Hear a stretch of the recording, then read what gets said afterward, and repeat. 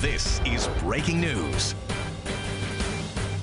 Hello, I'm Dana Tyler, the CBS 2 Newsroom. We interrupt today's UEFA Champions League soccer match with breaking news. The match you can see on WLNY TV 1055 and Paramount Plus. Now, let's go live. Sewell, Chief of Detectives James Essig, Breon Peace, the United States Attorney for the Eastern District of New York, Mike Driscoll, the Assistant Director in charge of the FBI's New York office, John DeVito, Special Agent in charge, ATF.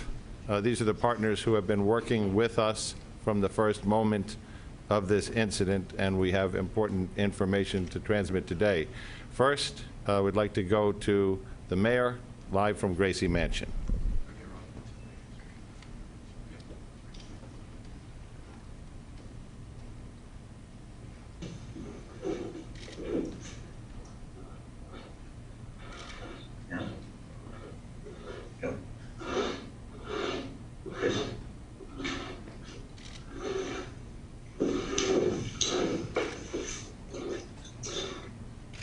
My fellow New Yorkers, we got it. We got it.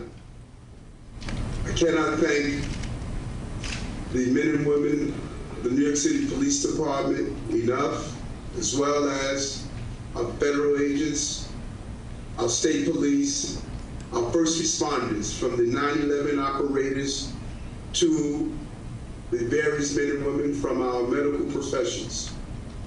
We got him and said to New Yorkers, we're going to protect the people of this city and apprehend those who believe they can bring terror to everyday New Yorkers.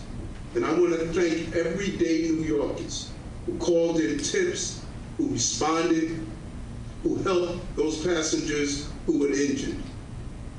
33 shots. But less than 30 hours later, we're able to say, we got it. Thank you, Commissioner, for your leadership and job well done. And now, Police Commissioner of the City of New York, Keyshawn Sewell. Good afternoon, everyone, and thank you for being here. I am truly fortunate to stand here among these extraordinary investigators and federal partners to make this announcement. Moments ago, Frank Robert James was stopped on the street and arrested by members of the New York City Police Department. Officers, in response to a Crime Stoppers tip, stopped Mr. James at 1:42 p.m. at the corner of St. Mark's Place and First Avenue in Manhattan. He was taken into custody without incident and has been transported to an NYPD facility. He will be charged with committing yesterday's appalling crime in Brooklyn. I want to commend all of the investigators and analysts who took part in this all-hands-on-deck investigation. Literally, hundreds of NYPD detectives worked doggedly during the last 30 hours to bring this together. They did so in tandem with a vast number of our law enforcement partners, including those from the FBI NYPD Joint Terrorism Task Force, the ATF NYPD Crime Gun Intelligence Center, and the Regional Task Force led by the United States Marshal Service. We hope this arrest brings some solace to the victims and the people of the city of New York. We used every resource at our disposal to gather and process significant evidence that directly links Mr. James to the shooting. We were able to shrink his world quickly. There was nowhere left for him to run. I'd like to turn it over to Chief James Essig for details of the investigation.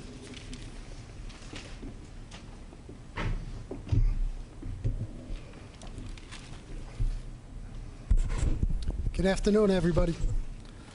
I'd like to update the public on yesterday's incident on the subway in Brooklyn on a Manhattan-bound N train. Through the course of this investigation, we developed additional information and evidence. Mr. Frank James, our person of interest, now became a wanted individual for yesterday's horrific incident. Mr. James is a male, 62 years old. He is known to us and has ties in Wisconsin, Ohio, Pennsylvania, New Jersey, and New York City. His arrest history in New York is 9 prior arrests, dating from 1992 to 1998. Those include possession of burglary tools 4 times, criminal sex act, theft of service 2 times. He was arrested on a New Jersey warrant. He also has a criminal tampering. He has 3 arrests in New Jersey, 1991, 1992, and 2007. They are for trespass, larceny, and disorderly conduct. So yesterday, we recovered video of him prior to the incident entering the Kings Highway subway station. He has the same black cart that he has later recovered on the crime scene. The pictures are to my right over here. This We'll make these available electronically after this. This station is 3 blocks from where we recovered the U-Haul truck that he rented in Philadelphia. The key to that truck was recovered at the crime scene. This jacket, the distinctive orange jacket, was also recovered, as well as his construction helmet he was wearing, and we recovered that in a garbage bin in transit. We believe, but this is still early in the investigation, that after firing his weapon 33 times at innocent New York City subway riders, Mr. James boarded an R train that had pulled into the station, went 1 stop up, and exited at 25th Street Station. We also have a picture of that. The gun used in this, a 9mm Glock, which was recovered at this crime scene, was purchased by Mr. James in 2011 in Ohio. We tracked Mr. James, and his last known whereabouts was 7th Avenue and 9th Street in Park Slope, entering the subway. Minutes ago, thankfully, NYPD patrol officers from the 9th Precinct responded to St. Mark's and 1st Avenue, where they apprehended him without incident. This case was quickly solved using technology, video canvassing, and then getting that information out to the public. So I can't speak highly enough of the partners we had, the FBI, Mike Driscoll, ATF, John DeVito, U.S.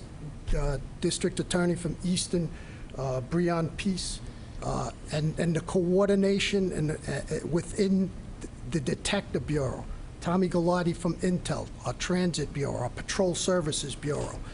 Phenomenal job, less than 30 hours later to arrest this individual. So with that, I'd like to turn it over to Breon Peace.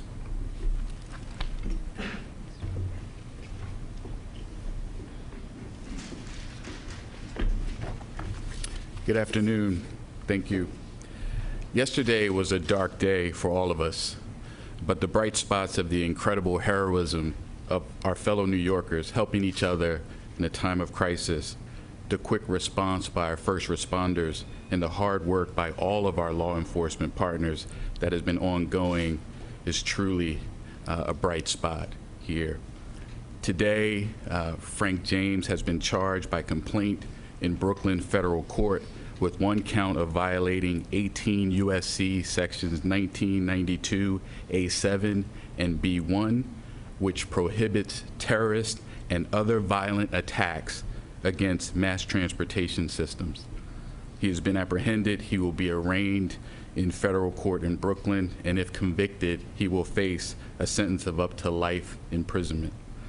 My office is prepared to prove beyond a reasonable doubt that on April 12th, 2022, in Sunset Park, Brooklyn, in the Eastern District of New York, Frank James did knowingly and without lawful authority and permission commit an act, including the use of a dangerous weapon, with the intent to cause death and serious bodily injury to passengers and MTA employees on the New York City subway system.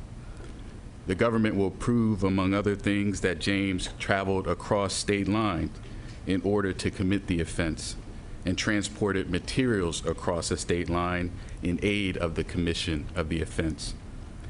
We, in the Eastern District of New York U.S. Attorney's Office, are working closely with all of our law enforcement partners, the FBI, NYPD, ATF, U.S. Marshal Service, and others, including the Kings County District Attorney's Office. And my office and our law enforcement partners will use every tool at our disposal to bring this individual justice and bring justice to New Yorkers and restore safety and peace of mind to all. And we'll continue to do so as this case proceeds. Thank you. Mike? Good afternoon, and thank you all for being here today. As Mr. Peace just discussed, Mr. James is now facing a federal charge for his actions, a terrorist attack on mass transit. We have two ways that you can get in contact with us, because I want to be very clear that this is still an ongoing investigation. If you have additional information regarding Mr. James's activity, or if you have digital information, please reach out to us. Contact the FBI, 1-800-CALL-FBI, or you can provide digital media through fbi.gov/Brooklyn shooting. We need to hear from you so we can fully understand all the events that have occurred over the last 30 hours. It's crucial that we receive the assistance of the public as we piece this case together. There has been some reports that FBI holdings to date had a tie to Mr. James. I want to be very clear that to date we have found no record of an investigation of Frank R. James by an FBI office before the shooting yesterday. Reports that FBI's New Mexico field office previously investigated him are inaccurate. I want to thank our partners in this case, the NYPD, the ATF, the U.S. Marshals, and the U.S. Attorney's Office, and all the members of the FBI NYPD Joint Terrorism Task Force. We've had such a tremendous response from all of our partners in this case that have led us to this moment now. I also want to take a quick moment to highlight the work of the JTTF. I'm fortunate I get to work with them every day. It's truly an outstanding group of people, led by SAC Kerry Farley, who spearheaded this investigation. They've done an outstanding job on this, as they have every time New York has faced a threat of this nature. So thank you, and I'd like to turn it over to John DeVito from the ATF.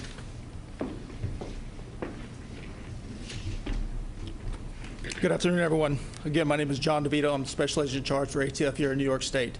One of the key points that A. Dick Driscoll pointed out was that we could not have done this without the public's help. First, let me say our thoughts and prayers and actions for the past 2 days have been with the victims as well as all New Yorkers. The men and women of ATF have been working side by side with NYPD, FDNY, the Marshals, FBI to solve this heinous crime, which we have. Immediately after the attack, New York City Crime Gun Intelligence Center, or CGIC, which is a unit comprised of highly skilled analysts, investigators from ATF, NYPD, as well as a myriad of other vital partners, whose sole purpose is to collect, analyze, and disseminate actionable intelligence regarding gun violence. Just imagine a team of dedicated professionals exploiting every nugget of intel from gun violence, the firearms, and then weaponizing that information to use it against the people that are terrorizing our communities. That's your CGIC. The timeline on this gun's life spans 16 years in 5 states. And I'm very proud to say that late yesterday evening, about 12 hours after this attack, ATF agents were able to close the loop on that extensive time span and determine that Frank James purchased said firearm from a federal firearms licensee in Ohio in 2011. So essentially, we tied that gun, utilizing the shooting, to our target, and now we have our target in custody. Thank you. Okay, we're going to be in that we've told you almost everything we have to say, able to answer some very limited questions. Tina. Can you tell us a little bit about the Crime Stoppers? There's some reports they called themselves in. There was a person who called Crime Stoppers. We're reviewing who exactly made that call. Rocco? Commissioner, for Chief F. One, he alludes in one of his videos to yesterday's date. Does that date have any significance? And is it clear yet what the motivation was for the shooting? I think first and foremost, we were looking to get this guy off the street before he did any more carnage, brought any more carnage to the city. As to the investigation into the motive, and to look and scour his social media, that's still part of the ongoing investigation. But again, first and foremost, we wanted to take him off the street. The investigation is continuing into the motive, into his social media postings. Bloomberg. You said Mr. James walked you to a Park Slope subway station. What time was that, and what was he doing in between then and when you guys called him? That was 9:15 yesterday. So the incident occurs at 8:24. So he leaves, he exited the 25th Street Station House shortly after 8:24. The R train pulls in. We catch him next going into a Park Slope on 7th Avenue and 9th Street at 9:15. And then we grab him today. But we had literally hundreds of detectives out scouring video throughout the crime scene and beyond. And so this is 9 a.m.? Excuse me? 9 a.m. that he goes into Park Slope? Yes, that was him. Yesterday at 9:15. All right, Mark. And do you have any idea where he was previously today? Any ideas on his whereabouts? Was he being tracked in any way? Did he say anything when he was arrested? No, his arrest was just literally minutes ago. So we haven't even, we just arrived at the precinct shortly. As to his whereabouts, that's part of the investigation. Detectives are out going through video canvases, and we're going to backtrack that, and that will take literally weeks. Katie. A two-part question. The first is, did the NYPD previous to yesterday's attack have any complaints, or did they look into any of the cameras being out, not just at 36th Street, but at 45th and 25th? And additionally, is there any indication that Mr. James was going to do any more attacks in New York City? Well, So we'll get back down to cameras after the second part. yeah, as far as them doing any more attacks, that's, again, that's part of the investigation. Our main focus was to take him off the street immediately. And do you know how? Look, go ahead. Do you know how he purchased the gun? If he had a criminal record?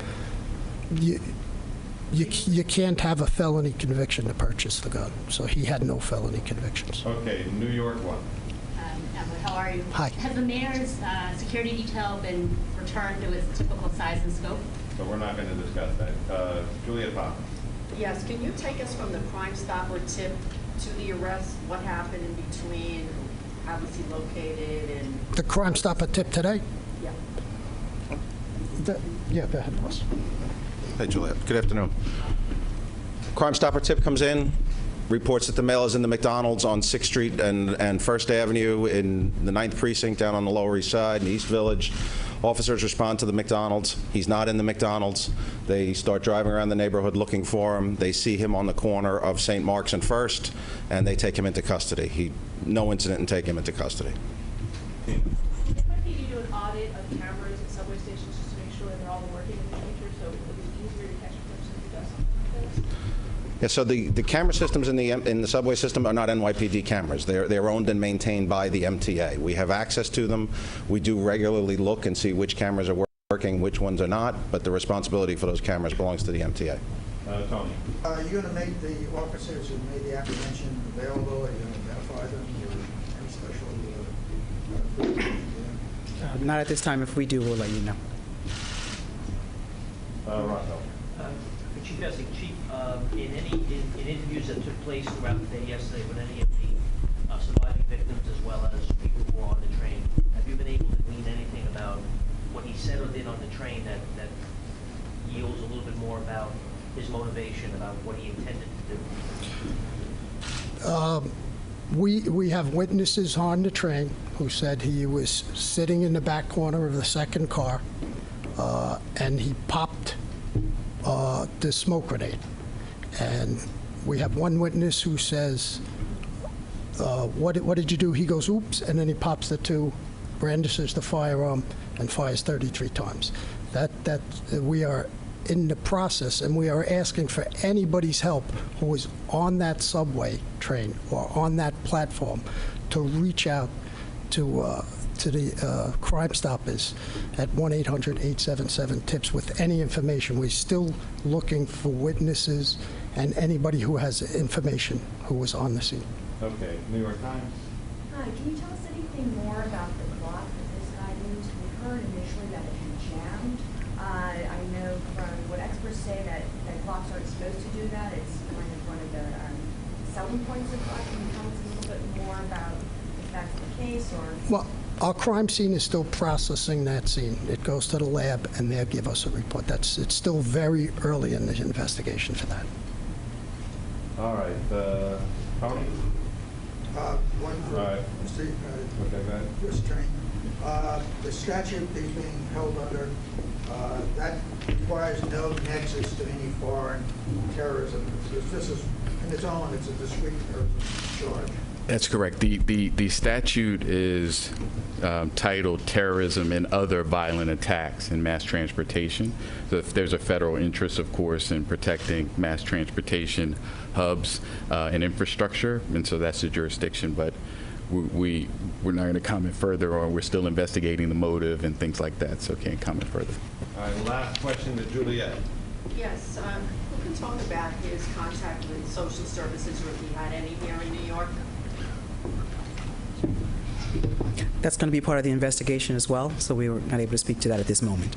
So after he got arrested in the 90s, and then did he like disappear? Was he not in New York City anymore? That's part of our investigation as well, Julie. Thank you. One more question with these 12. You're the last question. Thank you. I'm wondering if there's, do we have any motive in terms of Sunset Park? Why Sunset Park, or was it random? No.